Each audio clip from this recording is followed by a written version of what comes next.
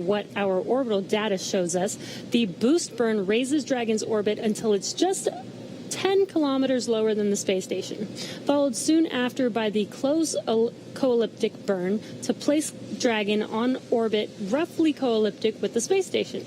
This means Bob and Doug will be about 10 kilometers lower than the station during their entire orbit around the Earth. The fourth maneuver is the transfer burn, where we raise Dragon's apogee, or highest point of its orbit, to just 2.5 kilometers below the station. And we round everything out with a final co-elliptic burn to once again maintain a constant orbit beneath station. It's just 2.5 kilometers below. Then we get into the approach initiation and final stages of Dragon's rendezvous with the space station. This is also where we start what we call joint operations between the Dragon control team here in Hawthorne and the space station flight controllers in Mission Control Houston. The teams transition to those integrated ops roughly 45 minutes prior to approach initiation, which is another burn that really means Dragon's getting close. During the approach, SpaceX flight controllers work in tandem with the NASA team in Houston to activate and test out a number of systems on Dragon, including establishing bidirectional communications with the station using a system known as C2V2, which stands for Common Communications for Visiting Vehicles. They also set up a data stream from Dragon to the station, just giving another path for Dragon telemetry or data about its performance to come down to the ground and giving an additional command capability to astronauts on board the station. They'll also maneuver Dragon to the proper attitude and then initialize the navigation sensors used for that very slow and methodical approach to station. At approximately 5:24 a.m. Pacific time, that's tomorrow morning, Draco thrusters on Dragon will fire for the approach initiation burn when Dragon is about 2.5 kilometers below station and just about 7 kilometers behind it. This will swing Dragon up until it is about 400 meters directly below the station, and this maneuver will also move Dragon inside one of those 2 safety zones around the station that requires a set of go-no-go pulls with the different control teams. The first zone is called the approach ellipsoid, which is an imaginary shape measuring about 4 kilometers by 2 kilometers by 2 kilometers, which is essentially a large 3-dimensional oval. Before Dragon is given permission to move inside the ellipsoid, referred to by the teams as the AE, it is configured to be on what is known as a 24-hour safe trajectory. This means that if Dragon lost all control... SpaceX for update. If Dragon lost all control to its thrusters, it would be at least 24 hours before its Go ahead, Jay. trajectory would move inside the approach ellipsoid. Okay, for suit doffing, we're still waiting for cabin to be below 25C and trending down. It looks like it's on the way there, but not quite. And the second item is during the burn, we may have intermittent comm and due to pointing, and this is expected.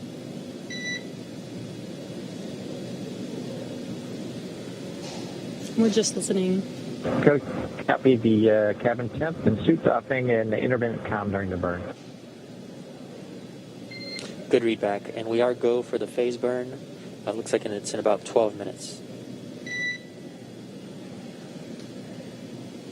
Dragon, go for the phase burn. We're just getting a couple of quick updates. They're still wearing those suits that they've been in since we saw them suit up in the O&C building several hours ago.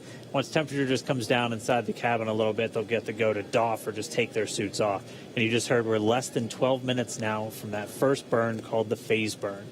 Getting back to where we're going to be tomorrow, though, once Dragon arrives at just 400 meters below the station, it's going to be what's known as Waypoint 0, and that's the first checkpoint during our approach.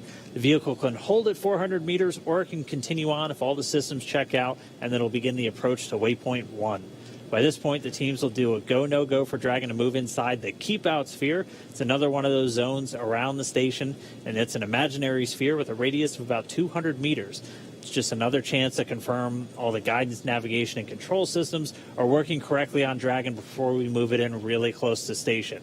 And it carries a similar requirement to the AE that Jesse talked about, where if Dragon lost all control of its thrusters, it would not go inside of that sphere for at least 4 orbits or about 6 hours instead of the 24 hours for the approach ellipsoid. Dragon's move from waypoint 0 to waypoint 1 will swing it up and out in front of the station, pausing at a distance of approximately 220 meters. At this point, it will be on what we call the docking axis, which essentially means it is directly in front of the docking port. Bob and Doug are headed to the forwardmost port of the International Space Station, the Node 2 forward port. That is where Dragon docked last year on the Demo 1 mission and where one of the 2 international docking adapters is located. These were installed for new commercial spacecraft flights and any other future spacecraft that also use the international docking standard. Before moving into the final waypoint, the crew will execute their second manual flight test, except this time they'll be in what we call the near field. That just means they're close to the station. The crew will actually command a hold when they're 220 meters away from the station and conduct a series of maneuvers. So it'll be Doug and Bob at the controls. First, they'll fly Dragon to the center line of the docking approach, just precisely lining it up with that docking port. Then they'll do a number of translational maneuvers, so using the Draco thrusters on Dragon to move it around the different axes. And then they'll always be checking in with the ground on how much propellant is used. Again, translational is just you're moving back, forward, side to side. When we refer to attitude maneuvers, it's where you're pointing. But once they're complete with that, they'll transition control back over to the Dragon flight computer to resume that automated docking. And once Dragon is only 20 meters away from waypoint 2, that the spacecraft focuses on aligning its docking system with the docking adapter. Dragon will then fly in and make contact with the IDA, giving us what we call a soft capture. The soft capture ring then retracts until sensors indicate it's time for hooks to drive in place to give us a hard capture and firmly secure Dragon to the station. Then it's time for leak checks and hatch opening, which is currently timelined to come about 2 hours following docking.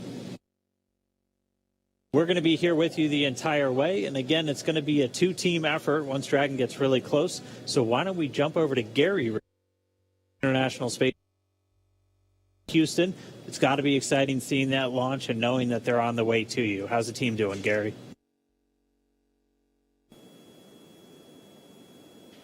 Dan, there is allotment from the room. We are closely monitoring Dragon's few burns that are coming up here. You both did a great job of describing some of those. From the International Space Station side of things, we're really in a monitor mode for much of the flight. Once it gets closer to some of the docking portion of the flight that you were going through, that's when we'll start really kicking into gear for joint operations. Just when the Dragon is just about 80 kilometers away, we'll start doing our checkouts of a system called C2V2. That's the communication system. Dragon, through the most of its flight, will be talking or communicating with the TDRS satellites, the geosynchronous satellites around the Earth. Right about the 80-kilometer part, we'll be turning on the C2V2. That is the common communication for visiting vehicles and establishes a link between the International Space Station and Dragon. It'll be turned on for some S-band connections and testing some of the radio signals as Dragon makes its approach. Really, though, we'll be monitoring the approach through some of those final burns. Once it's in front of the International Space Station, the space station has a few things that it needs to do from the attitude control side of things to really prepare the station for docking, switching some of the thrusters over to the Russian side and really relying on those control moment gyros and the angular momentum there to keep the International Space Station nice and steady.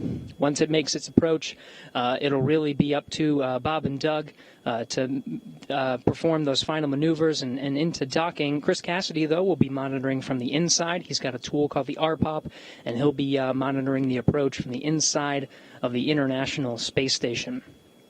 Chris Cassidy, through the past couple days, has been preparing the International Space Station for Bob and Doug, getting some of the beds that they'll be sleeping in on the International Space Station ready, really preparing some of the tools that he'll use for the monitoring. And then when Doug and Bob are nice and close to the International Space Station, opening up the hatch and getting some air right between the hatch where Bob and Doug will enter the International Space Station. everything's still looking good from the space station side of things. We should be exiting a loss of communication now and going back and getting some views from stations. Still having great views from Bob and Doug incrementally. We'll be following right along through the duration of this flight until it docks just 19 hours from now. That's it from us in here in Mission Control Houston. Dan, I'll send it back to you over in Hawthorne.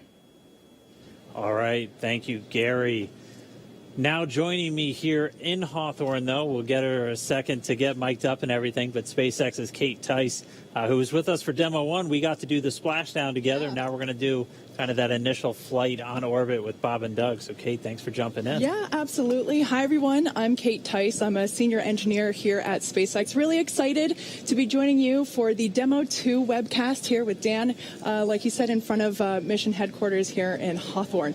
So, like he was saying before, Dragon is going to be performing a couple of different things going on in the next few hours. We're going to have 5 major burns, but at the moment we are coming up to the first burn, which is the phase burn. And that's going to be, again, the first firing of those thrusters, those Draco thrusters. It'll be using both the forward bulkhead, so the ones that were uncovered by that nose cone, and also the ones around the service section or around kind of the bottom portion. And we've been looking at our timeline, and it's expected to last about 492 seconds is what they have it in there. So it's going to be a fairly long firing. And again, these are done just to gradually raise up the orbit. So essentially what we're doing is we're waiting until we're at the highest point of our orbit over the Earth. We're firing the thrusters, and that raises up the lowest point of our orbit. And then we just circle everything out with what we call a co-elliptic burn once we get back to that other side of the orbit. So they're going to just gradually do that over the coming hours until they're at the International Space Station. And then it's time for docking. Yeah. So, like Dan said, we have a total of 12 Draco thrusters on board of Dragon. In addition to the 4 bulkhead Draco thrusters, which we'll be using upcoming, there are 12 more Dracos in the service section, which is the area along the lower part of the Dragon capsule. These will be used in every burn and are primarily there to help maintain Dragon's attitude, which is especially important when doing the finely tuned approach into docking. Now, they can also be used for smaller translational maneuvers, but right now we're approaching the phase burn, and that should be about 3 minutes. Yep. So we're just going to continue to stand by, wait for that phase burn. That'll be the first major on-orbit event since they've done all of their checkouts and the nose cone is open. And then we'll be standing by. We should be having the first manual flight test coming up in just about 50 minutes from now, if everything goes well. So that'll be our first chance to watch Bob and Doug actually fly Dragon. And so, I mean, that's going to be really cool. Again, it's designed to fly itself the entire time, but it's the crew has the ability to step in should they need it, and they'll actually be stepping in and taking control. So they'll be flying a brand new spacecraft for the very first time. Yeah, something that I like to remind my friends and family, as we've been leading up to this launch for the last several days, this is a demonstration mission. And so like that far field manual flight test that we'll have coming up a little bit later, Bob and Doug, they're test pilots. This kind of mission is what they live for. If I remember correctly, it was 1981. Shuttle Columbia was the last time that we tested a completely new vehicle. So it's been a long time since anybody has had the opportunity to do a test flight like Bob and Doug are doing today and will be continuing to do for the next 19 hours. So that opportunity for them Dragon SpaceX for suit docking plan. That opportunity for them to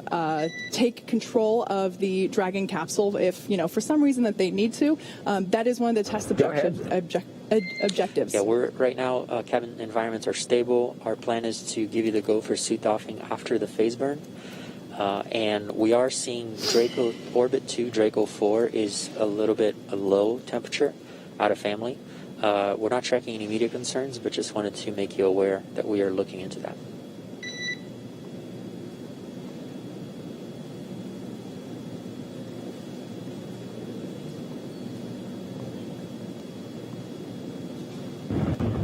Okay, copy that, SpaceX. We'll plan on suit docking after the burn, and then the Orbit 2 Draco 4's low temp.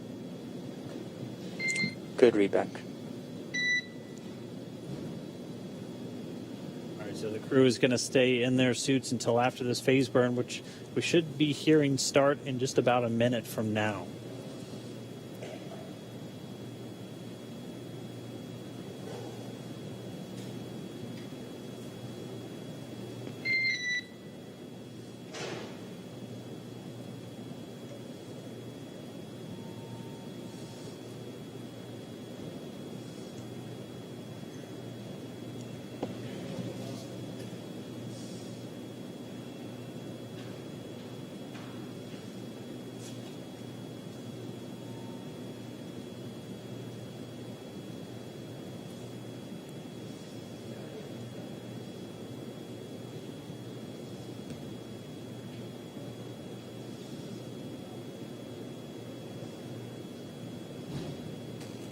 We should be just 10 GNC seconds confirms away good from deorbit this burn. burn.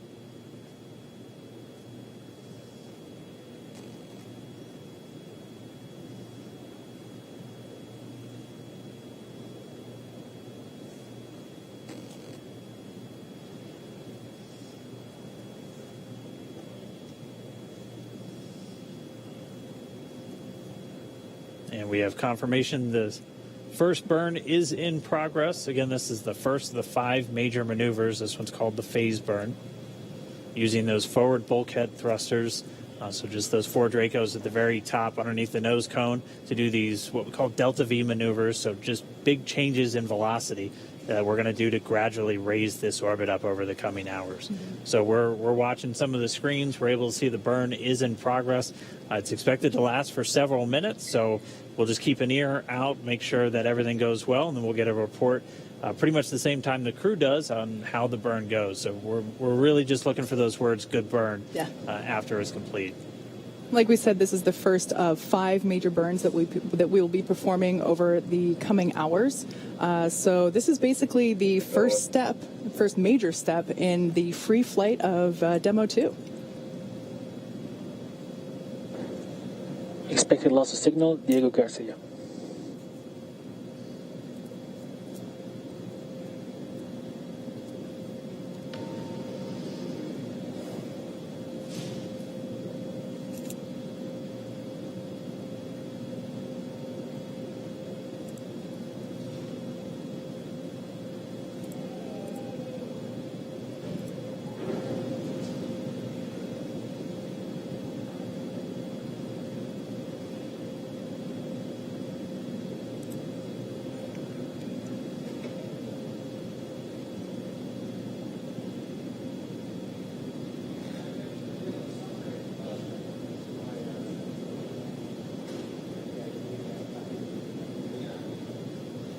We're about 2 minutes into our phase burn. Everything looking good so far.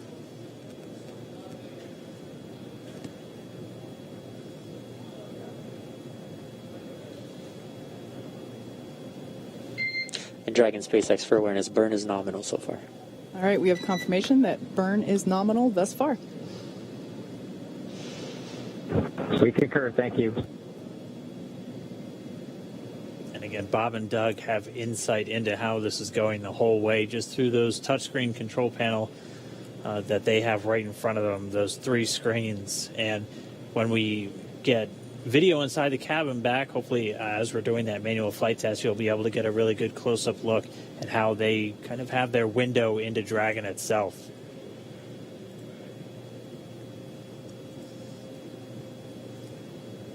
And we are coming up on 3 minutes into our first major burn for their on-orbit path to the station.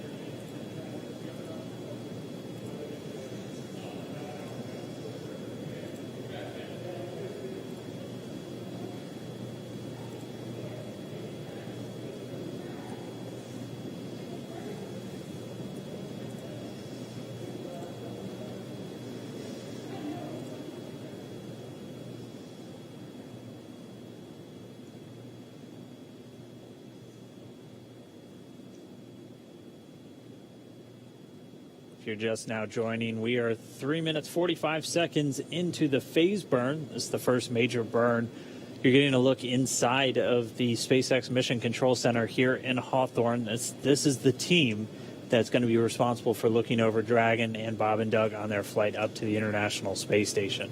We'll have some intermittent video comm with the Dragon spacecraft itself, only when we're over some ground stations and only when we're doing some of these different maneuvers. But right now, we're just continuing to listen in. That first burn's going well.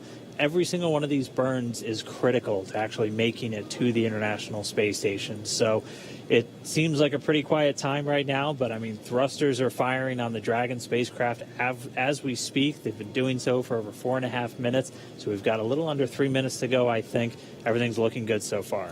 Dan, I remember during the Demo 1 splashdown or deorbit, basically leaving the International Space Station webcast, you know, we were going back and forth saying that it feels like it takes forever to do anything. And it's the same deal going up to the ISS.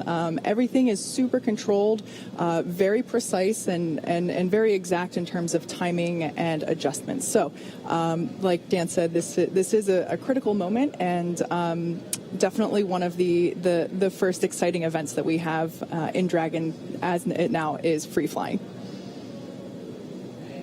Just to let you know, anytime we have video with the crew during the flight, we'll do our best to bring it to you. So we're just getting a quick check-in on the teams in Mission Control and Hawthorne. I mean, these are the people behind the scenes who have done so much just to get us to this day, taking part in simulations and mission planning with the crew themselves. Mm-hmm. I mean, you're talking countless hours just to really rehearse everything for this flight before we get here, and we're here. Yeah.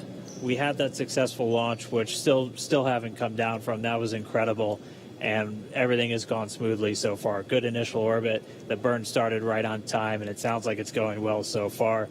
We are just almost 6 minutes into the burn, so should be just about a minute or so left.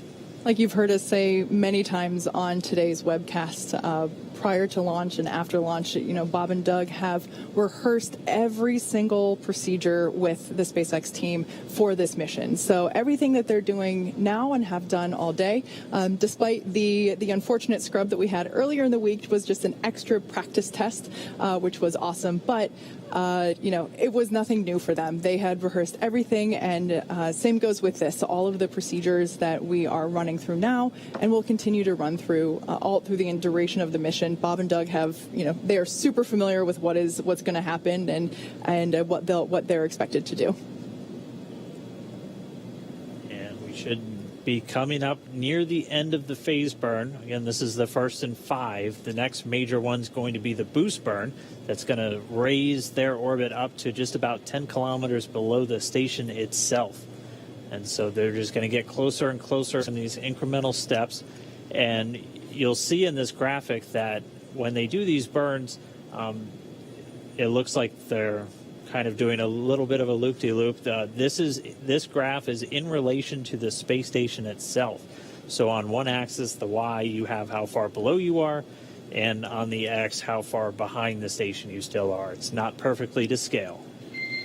Dragon, SpaceX, nominal burn.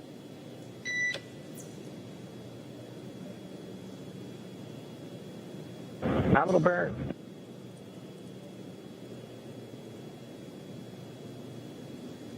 And we just heard the 2 words we were hoping for, nominal burn. So 1 burn out of 5 checked. And so that was the first one. The next one coming up is going to be the boost burn in about an hour and 24 minutes. Before they get to that, though, we are going to be looking forward to that manual flight test where they're going to be taking the reins and they're going to be taking control of Dragon itself. Yeah, so in preparation for that moment, I highly encourage you all to check out the simulation that we have on SpaceX.com.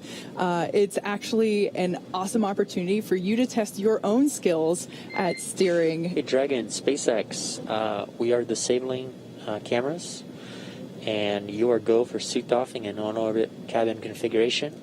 Note that camera caps, which will be tethered, can be found in location 8, and cameras are currently configured.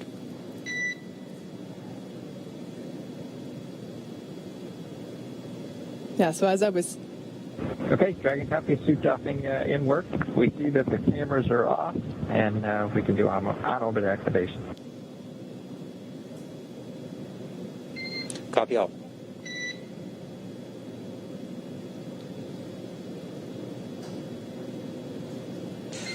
And Dragon, also at your convenience, if you can confirm the gas detectors are off location 14.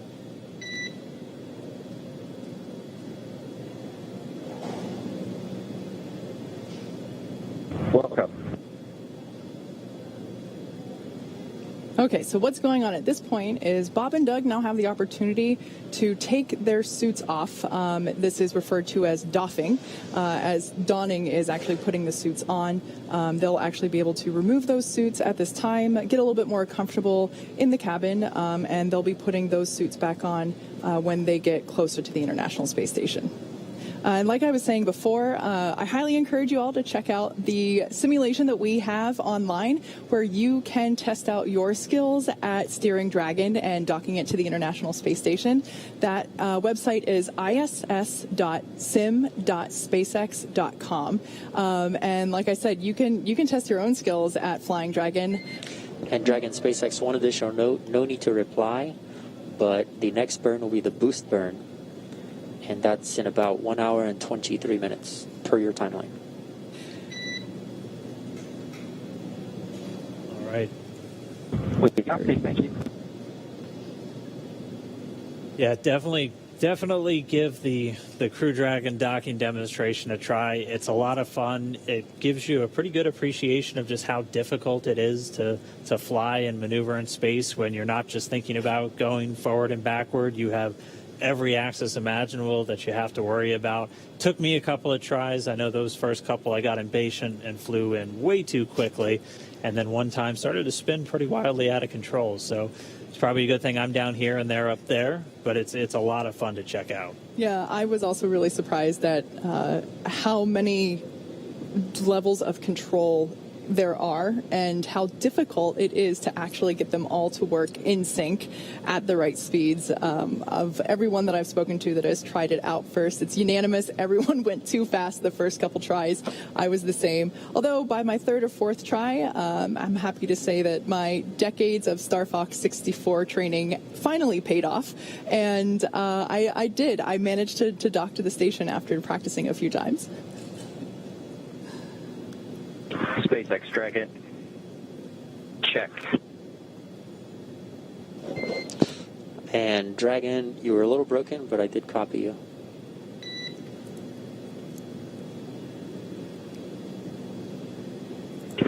How about this time? How are you here on the cabin mic? Loud and clear on the cabin mic. Copy that. We have you the same.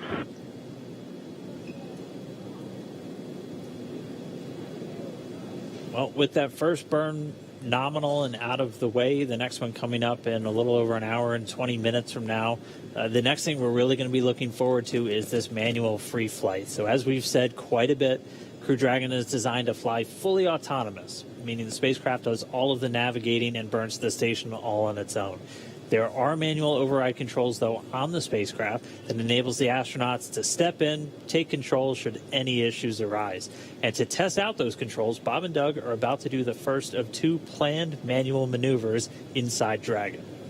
So they'll be using the touchscreen controls that we've seen at various points in the webcast, the crew display panel, and they'll practice putting Dragon in what's known as LVLH attitude. LVLH, or local vertical, local horizontal configuration, means that they'll use Earth itself as a guide and reorient Dragon with the nose cone pointing forward and the bottom of Dragon, and at the bottom of Dragon, at least from where Bob and Doug are sitting, the Earth will be directly below them. So think of it as they'll basically be putting Dragon in the same orientation as an airplane flying over Earth. And they'll be taking this manual control, but they'll stop one step before actually sending the command of their attitude adjustments to Dragon's flight computer. So the flight computer itself is still going to continue flying Dragon, and as soon as they're done, they'll hand control back over. The flight computer will reorient Dragon, and it will continue on its way. It's going to fly in a whole bunch of different attitudes on the way up to station. Unlike the space station pretty much only flies in that LVLH. It's pretty much always going the same direction. But that's because it's got very big joints for the solar arrays to rotate around. For Dragon, they'll have to maneuver the trunk to charge the batteries, maneuver to sometimes communicate with the different satellites, depending on which antennas they're using. And so this LVLH will just be a test for this manual flight test. Exactly. And like we said before, there is that simulation online where you can check it out for yourself. Yeah, definitely get a chance to go pilot Dragon. We're going to be seeing that tomorrow morning. It was surreal when we got to see it on Demo 1 with Dragon coming in. We've got some great cameras right on that docking port where Dragon's going to be pointed. It's going to be really exciting to see them come in for that final approach. Dragon SpaceX, no response required, but we are going to be enabling branch 2 of the helium system. This is expected to be done on orbit to protect for a scrub.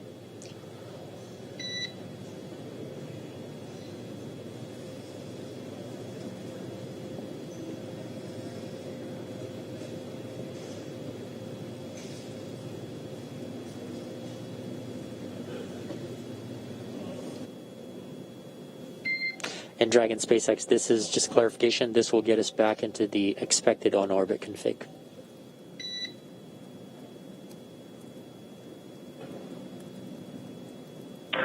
Dragon copies.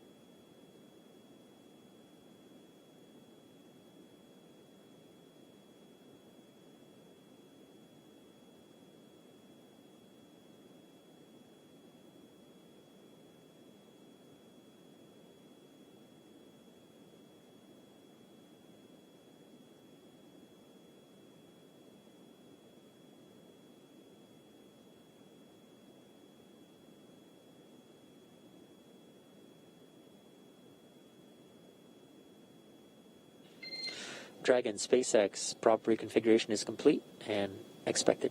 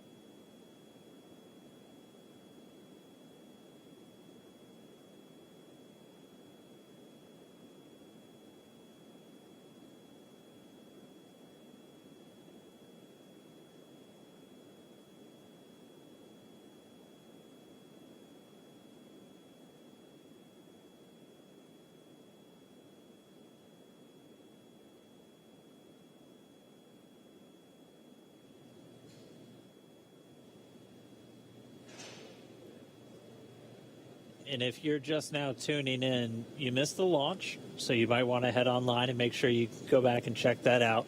But Bob Bank and Doug Hurley, our two NASA astronauts, are flying through outer space right now after that successful launch just a little while ago.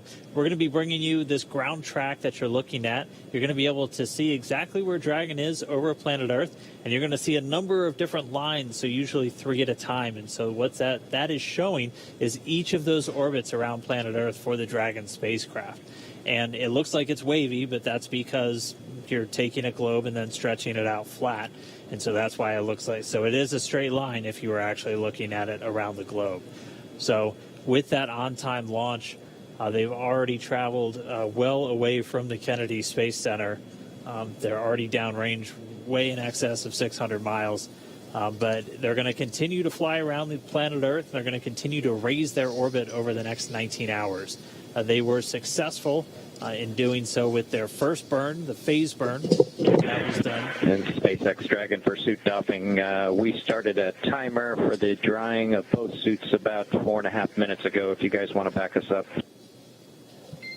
Copy. Timer started for suit drying 4.5 minutes ago. We'll back you up. And that was the Demo 2 Commander Doug Hurley talking to the core behind us right here in Mission Control Hawthorne. The crew has doffed or gotten out of their spacesuits that they've been in for several hours now, and they kind of hang it up, almost like hanging up your clothes just to dry, and they're going to continue to they have a timer just to know when they're fine to just pack them away. They're not going to have to put those suits on again until tomorrow when it's time to dock with the space station. Quick, I want to comment there on the view on the right-hand side of your screen. That is, if Bob and Doug were looking out the window, that's basically what they'd be seeing right now. That's a live shot from Dragon, and with Planet Earth rotating below it. But yeah, they're going to continue to make their way up over the next couple of hours. We have a number of items coming up for them, though. We are still counting down to that manual flight test. That should be coming up within the next half hour, and that's going to be Bob and Doug actually taking control of the Dragon spacecraft for the very first time. So that's going to be really exciting. Hopefully we'll get some video inside of the cabin. We'll have video inside the cabin anytime that the crew is ready for us to come on board. And anytime we have connection through ground stations, through SpaceX's worldwide network of ground stations to communicate with the spacecraft. Yeah, and just real quick, I want to correct myself now that I can see the image a little better. That's actually a live shot from the International Space Station. I thought it looked like a radiator. Yeah, for a second I thought it was the Dragon trunk there. But nope, that is the ISS, so that's where Bob and Doug are heading. And like we have been saying so far, this is just the beginning of what is a 19-hour journey for them. So they've got a lot of stuff coming up. Like we've been saying, there are 5 main burns. We've completed the first of those 5 main burns, and they will be going to sleep in a while. Well, they'll eat first, and then they'll get to sleep. And that sleep portion of the mission is actually really important because we need them to be really well rested and comfortable whenever they start doing the approach phases to the International Space Station. So they get scheduled 8 hours, if I remember correctly. Yep. And I mean, you can see whenever we had the views inside of Dragon earlier, you can see that SpaceX Dragon 4.300 is complete. Copy. 4.300 complete. So again, that's Bob and Doug just getting the cabin configured. They're out of their suits, getting a little bit more comfortable, and then hopefully we'll be getting to that manual flight test in just a little while. Yeah, they'll have about 8 hours of sleep scheduled. I don't know how you can go to sleep on a day like today, but I also don't know how they were as calm and collected as they were. So again, you're dealing with some special people when you're flying somebody into space. For sure. And as we saw from our views inside the cabin earlier, they will be sitting in a sitting position while they're sleeping, whereas on the International Space Station, they have a flat bed, if you will, that they get strapped in. So the sleeping situation that they have for their ride on Dragon is definitely a little different than what they'll have on their longer stay on the International Space Station.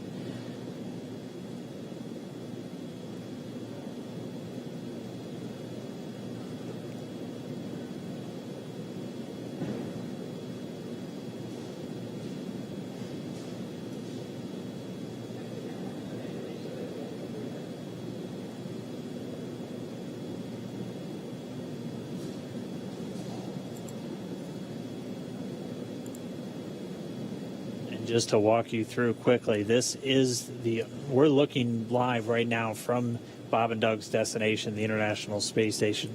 They are scheduled to dock tomorrow, with that initial docking coming at 7:29 a.m. Pacific time. So over here on the West Coast, it'll be 10:29 a.m. over on the East Coast. It's about a 19-hour ride. It'll be 19 hours and 7 minutes if they dock directly on time from launch all the way to that docking. It'll take 5 successful burns to get them in close proximity to the International Space Station, followed by a number of smaller maneuvers during that rendezvous and that final approach sequence. But it's going to be a pretty lengthy trip for them to get there. And again, starting off from Kennedy Space Center just less than an hour ago, I think at this point. Time is starting to all flow together, but already moving in excess of 17,000 miles an hour as they continue to raise their orbit and chase down the space station.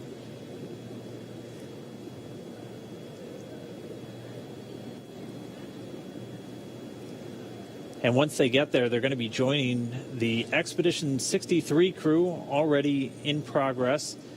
There's NASA astronaut Chris Cassidy's the current commander. He's on the right there of that photo. And then he was joined right now by 2 Russian cosmonauts, Anatoly Ivanishin and Ivan Wagner. They've been on board since they launched from the Baikonur Cosmodrome just several weeks ago. Right now, only a 3-person crew on board. That's one of the major reasons we wanted to get this commercial crew capability online, because we're no longer flying 4 Soyuz spacecraft a year. We're only doing 2 a year. And so we need these commercial spacecraft, Dragon now in orbit, and eventually the Boeing Starliner to begin carrying larger crews up to orbit. So they're going to be joining them. Chris Cassidy, the current commander of the space station, is going to welcome Doug and Bob on board.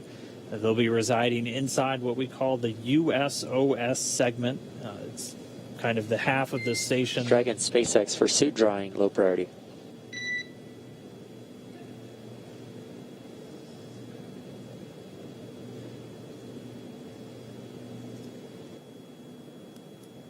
Go ahead. Yeah, we just wanted confirmation that you are drawing suit 1 or suit 2 and seat 1. Just because we're not seeing telemetry from umbilical.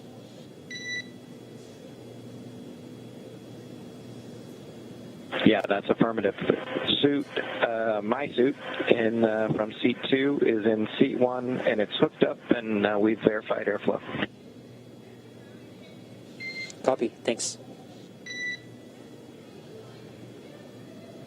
And at this point, the crew is out of their suits and they're drying them, so they're actually reconnecting them to the umbilicals of the seats that they're not using.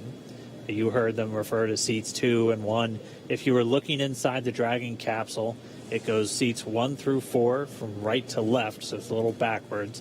Doug Hurley is in seat number 2, that's the commander's seat. Bob Behnken, seat 3, that's the pilot's seat for this flight. And obviously, nobody in seats 1 and 4 on this way uphill, but they are getting their suits connected to the umbilicals, which can provide communications when the astronauts are actually in the suit, but you can actually flow air into the suit through that umbilical, and they're just using that to dry it out now that the crew's not wearing them and they're comfortable on orbit. Yeah, I can imagine that despite that airflow going through the suits throughout the entire time of leading up to launch and launch itself, I can imagine it's still, with the adrenaline and their hearts pumping, I imagine it might have gotten a little sweaty in there anyway.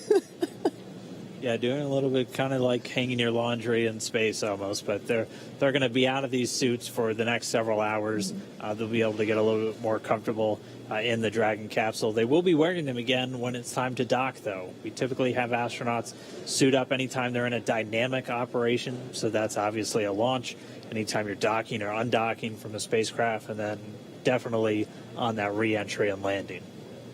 Yeah, so as you've heard us say before about these suits, they are custom made for Bob and Doug, so there's really no chance that they might be able to put the other ones on, like their name is stitched on it for obvious reasons, but these suits are highly intelligent and highly functional, so even though they naturally will be more comfortable out of the suit, they have said that the suits themselves are pretty nice to sit in, and as you can see from today's events and the launch attempt that we had before, they do spend quite a bit of time in those suits. So, they are custom made for each individual astronaut, made here on site in Hawthorne, California.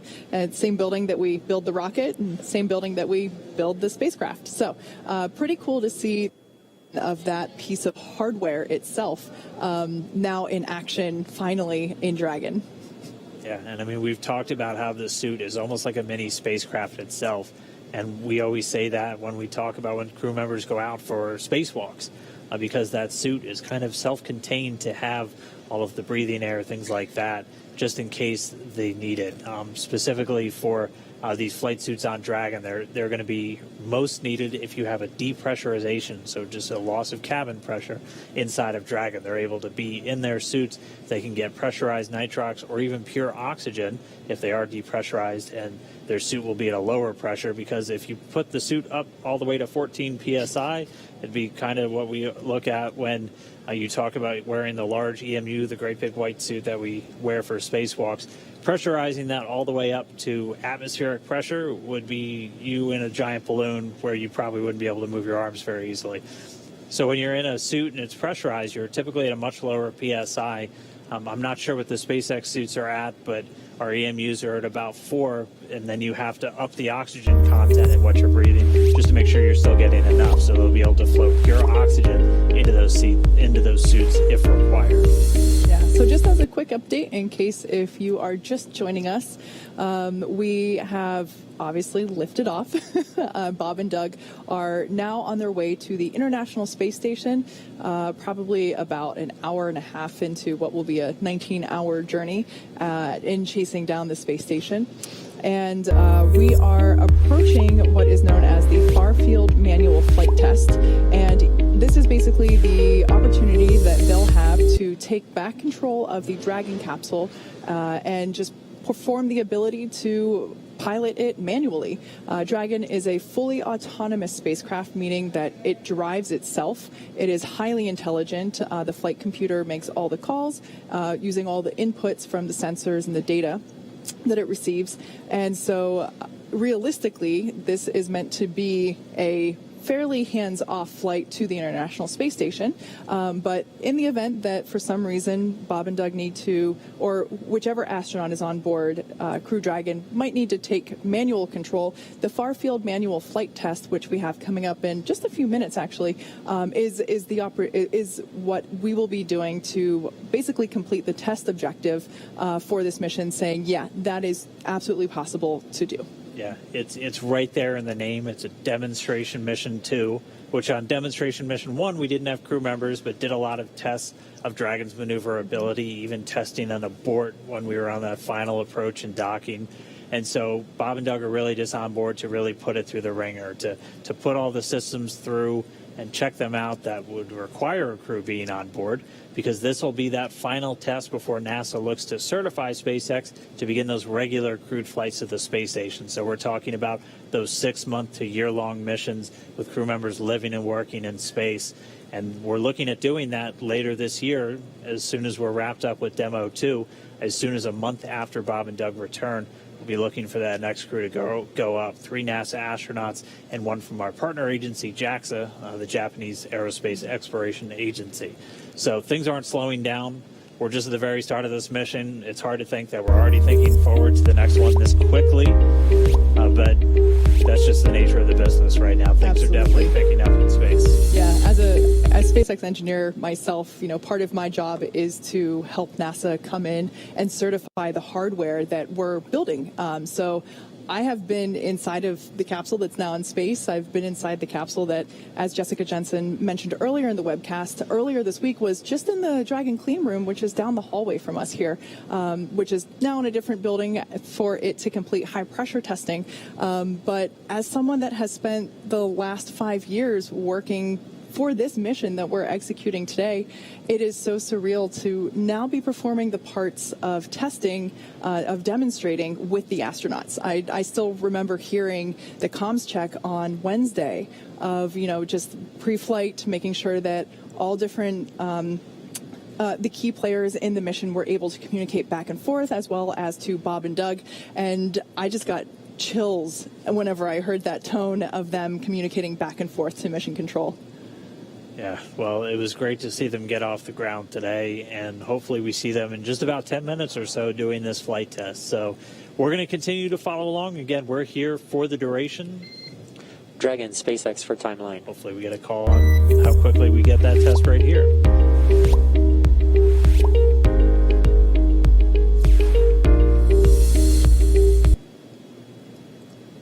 Go ahead.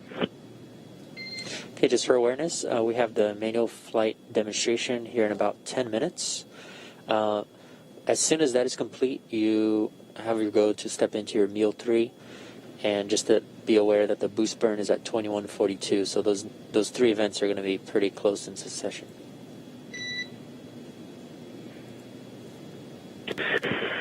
Thanks for the update. Yeah, we were looking at that. I think we're just about changed, so we'll give you a go to come back on board here in about maybe 5 minutes or so. Copy that. We'll be standing by. And also, at your discretion, you can also de-stow the floater camera. And this is just prior to 2238.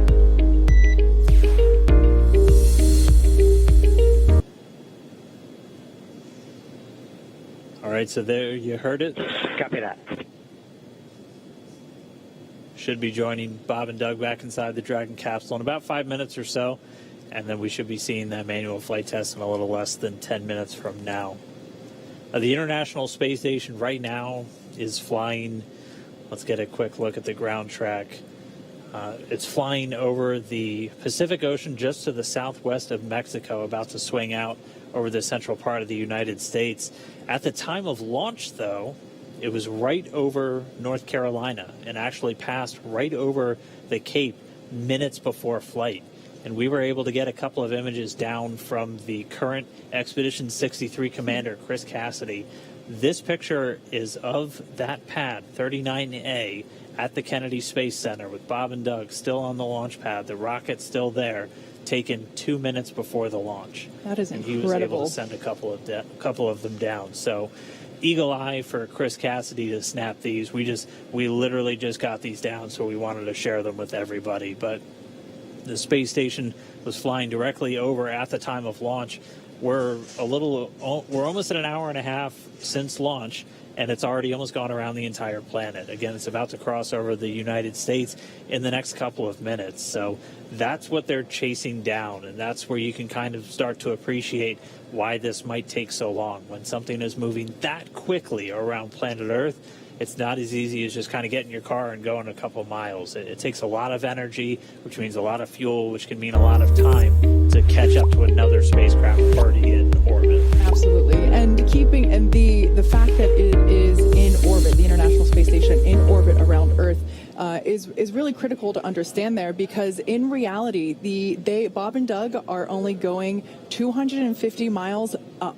So that's basically the distance from Los Angeles to San Francisco. So when you think about, even though it does take them a long time to catch up to the International Space Station, it's because it's going so fast, and they have to go around planet Earth a number of times in order to chase it down. But in reality, they are not. They are above Earth only about 250 miles, which I believe is a pretty relatable distance for everyone in terms of understanding just how far up they go. All right, well, we are just about 6 minutes away from the start of that manual flight test. We'll hang out for a couple of minutes. Hopefully we see inside the capsule again shortly, and then we'll be joining Bob and Doug as they take the reins of Dragon for the very first time. Yeah, and that timer for the suit drying, we should be getting confirmation of that. SpaceX Dragon for suit drying. There we go. Dragon, go ahead. Jay, our timer shows about 23 minutes for suit drying, and we're holding in 5 Bravo decimal 7 if you're happy with us shutting off the suit fan. Yeah, we concur on the timer, and we are go for you to shut off the suit fan.